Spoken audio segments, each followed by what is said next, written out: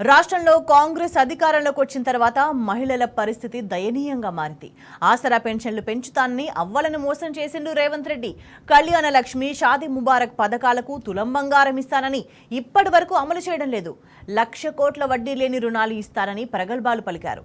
కనీసం మహిళల అప్పులకు వడ్డీ బకాయిలు కూడా చెల్లించలేని దుస్థితి నెలకొంది.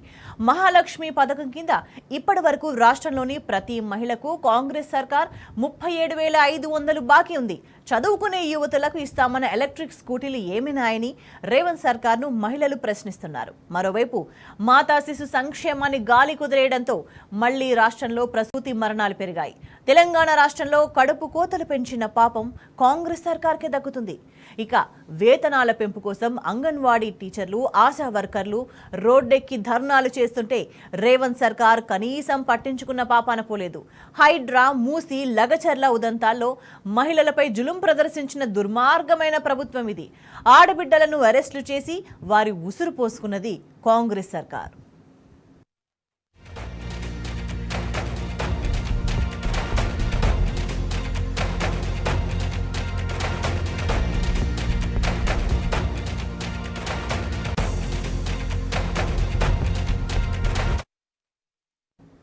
తెలంగాణలో మహిళా సాధికారిత మాట పక్కన పెడితే ఆడబిడ్డల భద్రతకే భరోసా లేకుండా పోయింది. రాష్ట్రంలో కాంగ్రెస్ సర్కార్ గద్దెనెక్కిన తర్వాత మహిళలపై దాడులు గణనీయంగా పెరిగాయి. నిత్యం అత్యాచారాలు, హత్యలు కలకలం రేపుతున్నాయి. గత బీఆర్ఎస్ ప్రభుత్వం షీ టీమ్స్ను సమర్థవంతంగా నిర్వహించింది. మహిళల భద్రతకు పెద్దపీట వేసింది. కానీ ప్రస్తుతం ఆ పరిస్థితి లేదు. శాంతి భద్రతలు గాలి కుదిలేసిన రాజ్యంలో ఆడబిడ్డల భద్రత గాల్లో దీపంలా మారింది. మహిళలపై నేరాలకు వడ్డు అదుపు లేకుండా పోయింది.